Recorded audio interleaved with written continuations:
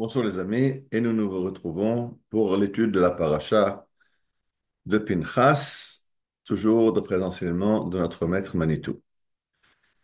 Et la Torah nous dit, elle commence par ce verset, Pinchas ben Elazar ben Aaron HaKohen et Shiv Tramashtim el bnei Israël bekano et kinati betocham, ולא כליתי את בני ישראל בקנאתי, לכן אמור, הנני נותן לו את בריתי שלום. Dieu s'adresse à Moshe et lui dit, Pinchas, le fils d'Elazar, le fils d'Aaron, le prêtre, son frère, a calmé mon courroux sur les béné Israël, sur les enfants d'Israël, et c'est grâce à lui que je n'ai pas anéanti le peuple, et c'est pour ça qu'il aura une alliance de paix à tout jamais. Alors, je rentre pas dans les détails, mais je rappelle brièvement ce qui s'est passé. Dans la paracha de Balak, on a vu le roi de Moab, Balak, qui veut maudire le peuple d'Israël, il veut les empêcher de rentrer dans le pays d'Israël, il appelle un prophète, le prophète des nations Bilham, pour maudire le peuple d'Israël. Bilam n'y arrive pas parce que Dieu transforme chaque fois qu'il ouvre la bouche et qu'il rentre en situation de prophétie. En fait, il veut maudire, mais Dieu le fait bénir. Et à la fin, constatant son échec, il va dire à Balak, ben, j'ai une proposition à te faire. Si tu veux détruire le peuple d'Israël, voilà comment tu vas procéder. Pas par des malédictions, mais par la débauche. Le Dieu du peuple d'Israël ne supporte pas la débauche. Donc tu vas envoyer tes filles séduire les enfants d'Israël. Ils vont se livrer à la débauche, leur Dieu sera courroucé et les détruira. Et c'est comme ça que tu gagneras. Et effectivement, Balak envoie les filles de Moab séduire les enfants d'Israël, ça part de travers, et finalement Dieu rentre dans un grand courroux contre Israël, et il y aura 24 000 victimes d'une épidémie qui sévit dans le camp. Et alors, quand il voit ça, Pinchas, dont on parle maintenant, celui dont la paracha porte le nom, va résoudre le problème. Il va condamner à mort dans un tribunal de lui-même, condamner à mort Zimri, un prince de la tribu de Shimon, qui avait provoqué Moïse en amenant une Moabite devant Moïse en disant, voilà mon épouse. Et Pinchas tue Ezimri, le prince de la tribu de Shimon, et Cosbi, la princesse midianite avec laquelle il était, et le courroux de Dieu est calmé, et donc il reçoit cette alliance de paix. Et je ne rentre pas dans les détails de pourquoi et comment, mais ce qui intéresse d'après ce commentaire de Manitou, c'est le fait que Pinchas est référé à son grand-père. Pinchas, le fils de Elazar, le fils de Aaron. En général, dans la Torah, quand on donne le nom de quelqu'un et qu'on veut savoir qui il est, on dit c'est un tel, fils d'un tel. On ne donne pas la filiation un tel, fils d'un tel, petit-fils d'un tel. Quand la Torah le fait, c'est qu'elle a une raison. Et quelle est donc la raison ici de rappeler qui est le grand-père de Pinchas? Et Rachi vient à notre aide, et Rachi nous explique parce que les tribus avaient du dédain. Ils méprisaient Pinchas en disant, regardez qui c'est ce gars-là. C'est un petit-fils de Yitro, Yitro, le prêtre de Midian, un prêtre d'idolâtrie. C'est lui maintenant qui vient nous faire la morale. Mais qui tu es, toi? Tu vas maintenant tuer un prince d'Israël, un prince de la tribu de Shimon, alors que toi, tu as moins que rien. Toi, tu es le fils de Elazar et de la fille de Yitro, qui est une fille d'un païen. Comment viens-tu, toi, comment oses-tu, toi, nous faire la morale? Et Rachid dit, c'est pour ça que la Torah lui dit, attention, Pinchas, c'est pas seulement le petit-fils de Yitro, c'est aussi le petit-fils de Aaron. Et donc, il a le mérite, c'est quelqu'un qui a beaucoup de zochut avot, qui a beaucoup de mérite des pères, et il peut faire ce qu'il a fait. Mais Manitou va beaucoup plus loin. Il nous dit, la réponse est déjà dans la question. Quand les enfants d'Israël disent, mais qui tu es toi, Pinchas?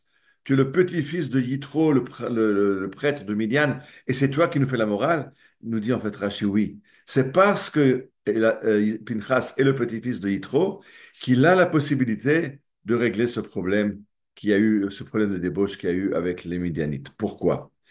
Et là, c'est un sujet très long, il faudrait un cours de plus d'une heure pour expliquer. Et je vais essayer en quelques minutes juste donner l'idée. Et après, il faudra développer dans une autre occasion.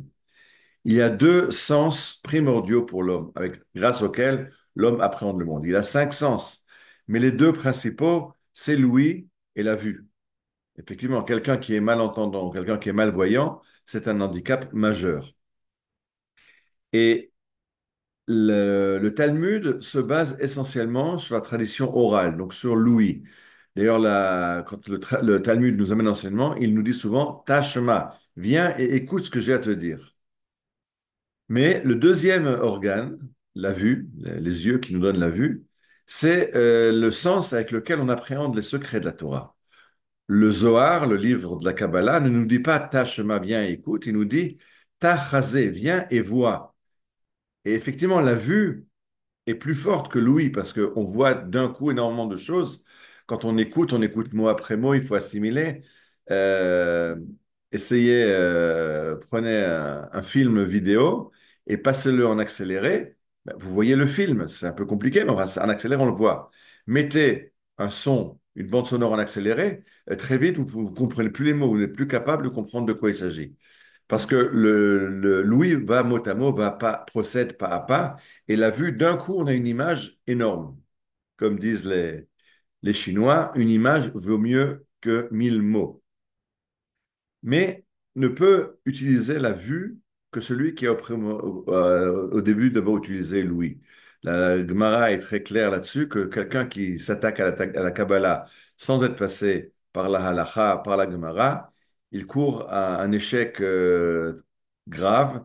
Ça peut conduire à l'idolâtrie, ça peut conduire à la sorcellerie et ça peut conduire à la mort. Et on a des exemples dans le Talmud cette Gemara s'appelle Arba Nichnasu lo Pardes, de quatre rabbins qui sont rentrés dans le verger de la connaissance cachée, dans le verger de la Kabbalah, des sciences initiatiques, comme on dit en français, et c'est très mal fini. Un est devenu fou, un est mort.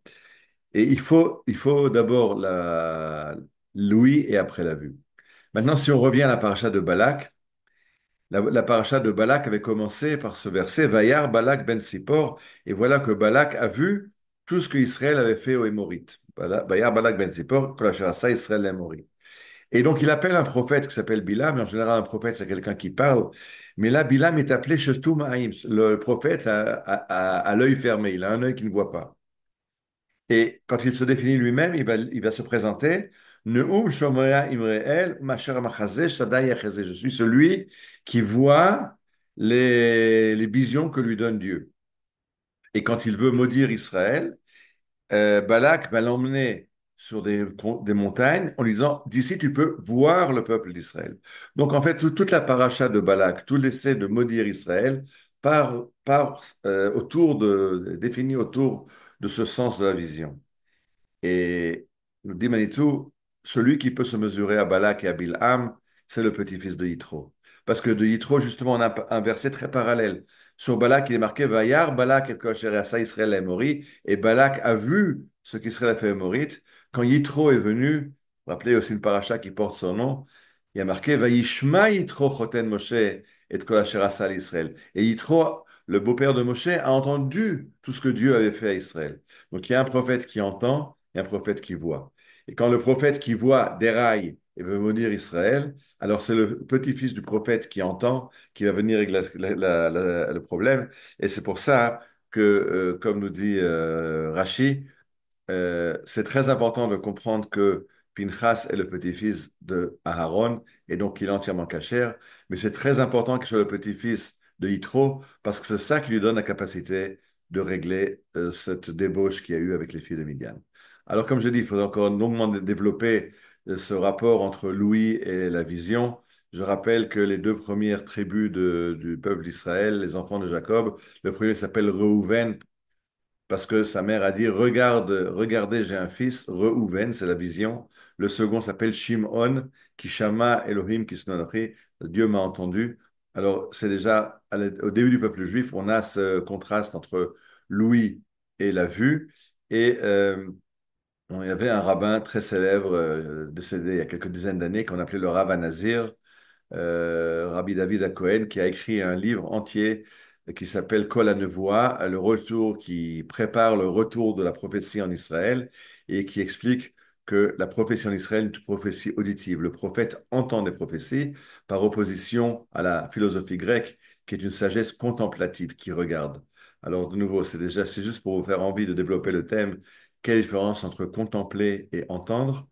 Le peuple juif est un peuple qui d'abord entend. On a d'ailleurs dit au Mont Sinaï, Naase venishma, on va entendre et on écoute. On va appliquer la Torah et on va l'écouter.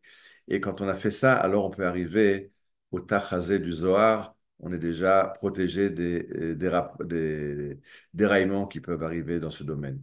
Le monde gréco-romain est resté à la contemplation et on voit à quelles erreurs il arrive aujourd'hui. Shabbat Shalom et Bezrat Hashem à la semaine prochaine.